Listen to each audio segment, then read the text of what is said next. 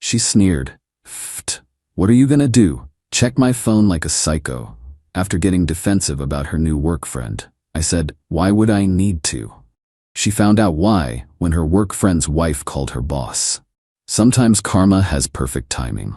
I, 32 male, have been with Jenna, 29, for 4 years. We moved in together last year, split everything 50-50, normal couple stuff. She works in marketing at a tech startup. I'm an electrician. Different worlds, but it worked.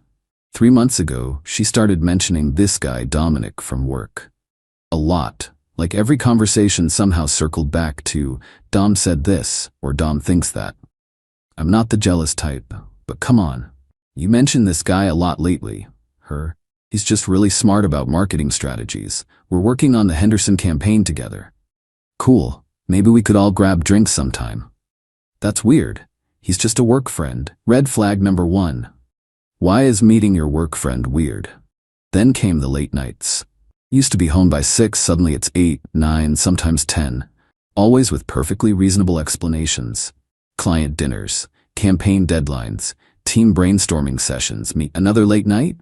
Her the Henderson pitches next week. Dom and I need to nail this presentation. Just you two? The whole team stays late. Except her Instagram stories show just 2 coffee cups, 2 laptops, 2 chairs pulled close together in an empty conference room at 9 p.m. Last Tuesday she came home glowing. Not work accomplished glowing. That other kind of glowing. Good day? Her Dom got promoted to senior creative director. We went to lunch to celebrate. We as in the team? Her, why are you being like this? Like what? Jealous. Possessive. It's not attractive. I'm just asking who went to lunch. Pfft. What are you gonna do? Check my phone like a psycho. Me, why would I need to? She sneered at me. Actually sneered. Like I was pathetic for even having feelings about my girlfriend having intimate lunches with another man. Her, exactly. Because you trust me, right? Me, right. But here's the thing.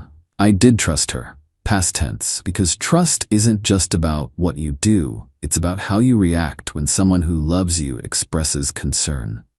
And she didn't reassure me. She attacked me. Update 1. So remember how I said I'm an electrician? Funny thing about that. We do work for a lot of businesses in the area, including, as it happens, the building where Jenna's startup rents office space. I wasn't snooping. I need to be really clear about that. I was literally there doing my job, replacing some outlets on the 3rd floor. Jenna's office is on the 5th. At lunch I'm in the lobby heading out to grab a sandwich. Elevator opens. There's Jenna and Dom and absolutely no one else from their team lunch. She sees me, goes white, then red. Jenna, what are you doing here? Me, working. Johnson Property Management, remember? What are you doing? Pfft. You must be the boyfriend. Heard so much about you. I shake his hand. Notice Jenna hasn't mentioned I'm an electrician who regularly works in this building. All good things, I hope. Oh. Jenna keeps her personal life pretty private. Interesting. Because I know everything about Dom, his degree from Northwestern, his rescue dog named Biscuit, his marathon training, his recent breakup with some clingy girl who didn't understand his ambition. We were just grabbing lunch. Cool. Where'd you go? This great little place around the corner. Chez Laurent? I know Chez Laurent. It's the place Jenna suggested for our anniversary dinner. I said it looked too expensive. She said we should save it for a special occasion. Sounds special. It's just lunch. Right? Well, enjoy your afternoon. I left. Went home that night like nothing happened.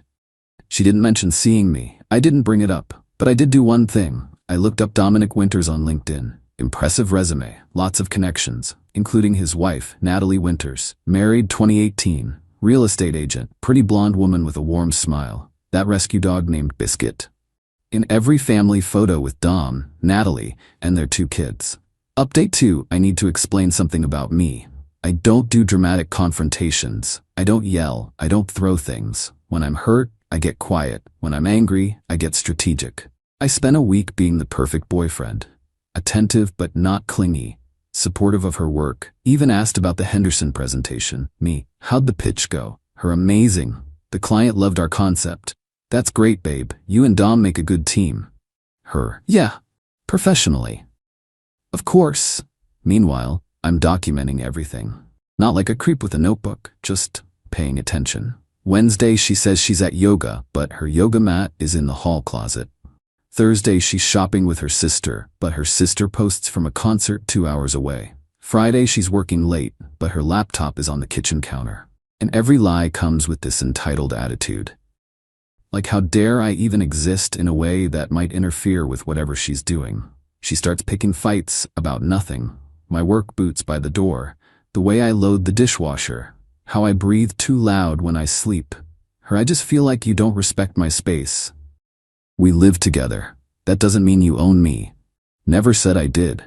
You monitor everything I do. I literally haven't asked you a single question all week. Exactly, it's like you don't even care about my life anymore. The entitlement is insane. She wants to have her side thing and have me be enthusiastically supportive of it without knowing it exists. Saturday morning, she announces she's going to a marketing conference. Very last minute. Very important for her career. Starts at 3 p.m. and includes an evening networking session. Might be home very late. Might just get a hotel room if the networking goes too long. Meet on a Saturday? Her professional development doesn't follow a 9-to-5 schedule. Which conference? You wouldn't know it, it's industry specific. Try me. Digital Marketing Innovation Summit. I Google it while she's in the shower. It was last month. But I smile and kiss her goodbye, tell her to have fun, learn a lot, network hard, then I go to work. Not electrical work. Detective work. See, Natalie Winters has a very public Instagram. Lots of family content. Motivational real estate quotes. And a story posted that morning. Date night with hubby. First time leaving the kids with a sitter in months. Update 3 Saturday night. Jenna's at her conference. I'm home scrolling through Netflix when my phone rings. Unknown number. Me, hello? Woman, is this Jenna's boyfriend? Yes? This is Natalie Winters, Dom's wife. My stomach drops, but not from surprise. From that feeling when you know the other shoe is about to hit the ground. Natalie, I think we need to talk. I think we do. Can we meet? Now? I know it's late, but... Her voice cracks. I hear what sounds like a muffled sob. Where? We meet at a 24-hour diner. She looks exactly like her pictures except her eyes are red and her hands won't stop shaking. She shows me her phone. Screenshots of texts between Dom and someone saved as Henderson Project. Can't wait for tonight. Tell her it's a conference thing. Mine thinks it's date night with a sitter. Perfect. 3 p.m., Marriott downtown, room 412. Wear that dress from lunch. Natalie, I hired a PI last month. He sent me these an hour ago. She slides photos across the table. Dom and Jenna entering the Marriott. Timestamp 3:47 p.m. Not grainy, distant shots either. Clear high-res, no question who it is. I'm done. I'm done pretending I don't know. Done believing his lies. How long have I known, or how long has it been going on? Both. Natalie, suspected for 2 months. Been going on for at least 3. Maybe more. What are you gonna do? Burn it all down. Foul. She smiles. It's not a nice smile. Did you know most tech startups have moral turpitude clauses? Especially ones that just secured Series B funding from family-friendly investors? I did not know that. My brother-in-law is their lead investor. Oh. Update 4 Sunday morning. Jenna comes home at 7 a.m. looking conference tired. I'm making breakfast. How was the networking? Her exhausting, but worth it. Learn anything interesting? Her tons. Dom introduced me to some amazing people. Dom was there? She freezes, just for a second. Yeah, I mentioned he was going. Must have missed that. You never listen anyway. There it is. The deflection, the attack. The entitlement to lie and then get mad at me for existing in a way that makes lying inconvenient. Monday morning, I'm back at her office building. Legitimate work this time. Emergency repair on the 2nd floor. Around 10 a.m., the whole building starts buzzing. Not literally. That gossip energy that means something big is happening. By lunch, I piece it together from overheard conversations. Senior Creative Director Dominic Winters has been terminated. Effective immediately. Security escort and everything. I text Jenna, how's your Monday?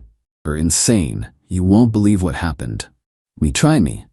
Her Dom got fired out of nowhere. That's crazy. Why? No one knows. But someone does know. Natalie's brother-in-law, who apparently takes family values in his portfolio companies very seriously, who received an anonymous tip about inappropriate conduct between a senior director and a subordinate, who launched an investigation Sunday night that revealed expense reports for lunches at Chez Laurent charged as client meetings when the clients were in different states, hotel bookings on the company card, security footage of after-hours work sessions. Jenna comes home in tears. Not sad tears. Rage tears. This is insane. Dom didn't do anything wrong. Nothing? It's office politics. Someone was jealous of his promotion. Maybe. You don't understand. This affects me too. We were a team. Were you? On the Henderson account? God, why do you have to make everything sound dirty? The entitlement is off the charts. She's mad at everyone except herself. Mad at whoever reported Dom. Mad at the company for their archaic policies. Mad at me for not being supportive enough of her trauma. I should quit in solidarity. That's definitely an option. You're supposed to talk me out of it. Why would I do that? Because you're my boyfriend. You're supposed to care about my career. Me, I do care. That's why I think you should do whatever feels right. She storms off to call her sister. I hear her ranting about moral superiority and jealous coworkers and how some people can't stand to see others succeed. Tuesday morning my phone rings. Natalie, phase 1 complete. How are you holding up? Better than I've been in months. Did she tell you? Oh yeah, apparently it's a conspiracy. Dom said the same thing, right before I served him divorce papers. At his office? At the Marriott, room 412, with photos of him entering with your girlfriend. Ouch. Ready for phase 2? What's phase 2? Well, I've been thinking, your girlfriend isn't just a victim of Dom's manipulation, is she? No, she's not. So why should she get to play the victim now? Final update. Remember how I said Natalie was a real estate agent? Turns out she's not just any agent. She's one of the top commercial agents in the city. The kind who knows everyone and everything about the business community, including the fact that Jenna's startup is looking for new office space. Their lease is up in 2 months. They need a bigger place for their Series B expansion. Also turns out that Natalie's firm represents 80% of the suitable properties in their price range. Funny how that works, but we'll get to that. First, Jenna's week from hell. Monday, Dom fired. Tuesday, divorce papers filed. Wednesday, the real fun begins. See, when you fire someone for inappropriate conduct, people talk. And when those people find out the inappropriate conduct was with a specific coworker, they really talk. By Wednesday afternoon, everyone knows. The looks, the whispers, the suddenly full conference rooms when Jenna needs to book one. She comes home furious. Everyone thinks I'm some kind of homewrecker. Are you? He said he was separated. Interesting. First admission that anything happened. Was he? How should I know? You could have asked. I did ask. He said his marriage was over. They were just staying together for the kids. Classic. Just don't. I'm the victim here too. Of what? Of lies, of manipulation, of stop looking at me like that. Like what? Like you know something. Thursday, Jenna gets called into HR. They need to review all her projects with Dom. Make sure everything was appropriate. Standard procedure when a senior employee is terminated for conduct issues with a subordinate. They find the expense reports, the ones where she signed off on client lunches that weren't. The hotel conference room bookings for presentations that never happened. Minor fraud, but fraud nonetheless. She's not fired, but she's on probation, stripped of the Henderson account, moved to a different team, a demotion in everything but name. This is insane. Everyone does it. Me, does what? Fudges expense reports a little? For dates with married coworkers? It wasn't. We were discussing work too. I'm sure you were. Why aren't you on my side? What side is that? My side. Your girlfriend's side. The woman you supposedly love. I did love you. Did? Friday, the CEO sends a company-wide email about professional conduct and expense policy. No names mentioned, but everyone knows. Jenna works from home, says she can't face the office, but she still has that entitlement, that rage that this is happening to her rather than because of her. I'm going to sue. For what? Hostile work environment. Good luck with that. I have evidence, screenshots of people gossiping about me on Slack. About things you actually did? That's not the point. Saturday. I'm packing. Not dramatically, not making a scene, just quietly putting my things in boxes while she's at her sister's. She comes home and loses it. What are you doing? Me, leaving. Because of this? Because of one mistake. Which mistake? The lying, the cheating, the gaslighting, the expense fraud? I never admitted to cheating. Me. Natalie showed me the photos. Her face goes white, then red, then purple. That psycho was stalking us? Her PI was investigating her cheating husband. You were just collateral damage. This is illegal, invasion of privacy. In a public hotel lobby? You've been talking to her, behind my back? The entitlement. Even now. She cheats, but I'm the betrayer for talking to the wife of the man she was sleeping with. How long? Does it matter? You planned this. You got Dom fired. Natalie did that. You helped her. I didn't stop her. Same thing. Is it though? She starts throwing things, not at me, just around, pillows, magazines, the entitlement evolving into rage that consequences exist. Her, you ruined my life. Me, no. You did that. Over one mistake, over 100 lies. I was going to tell you when I figured out what I wanted. And what did you want?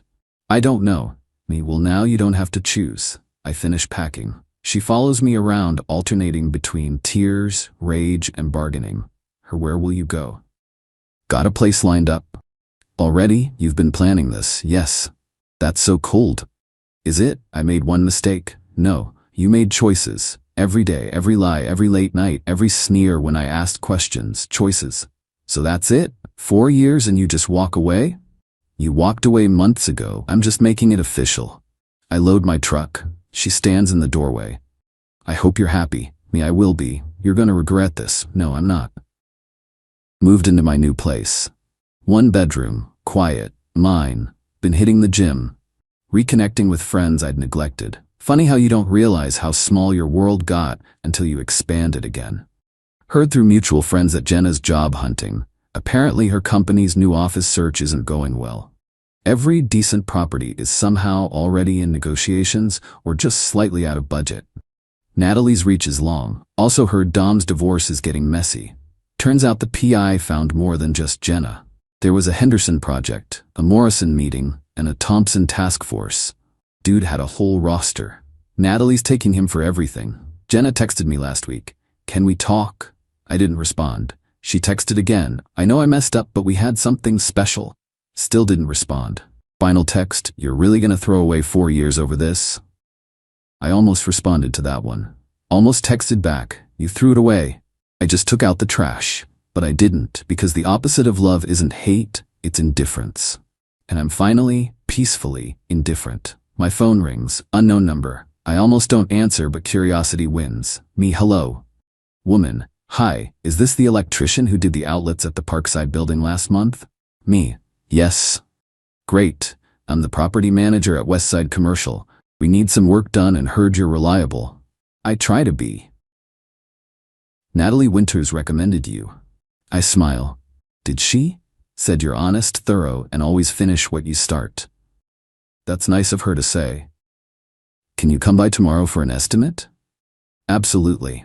Life's funny sometimes. You think you're just trying to survive a bad situation. Turns out you're building a reputation, a network, a future. Jenna thought I was a pushover, someone who'd take whatever she dished out because that's what trusting partners do. But trust isn't blind, love isn't stupid, and respect isn't optional. She asked what I was going to do. Check her phone like a psycho? No, I did something better. I let her hang herself with her own rope. And then I walked away while she was still trying to figure out who supplied the noose. Karma doesn't always have perfect timing. But sometimes if you're patient and strategic and just a little bit lucky, it shows up right when you need it. With a business card and a job offer.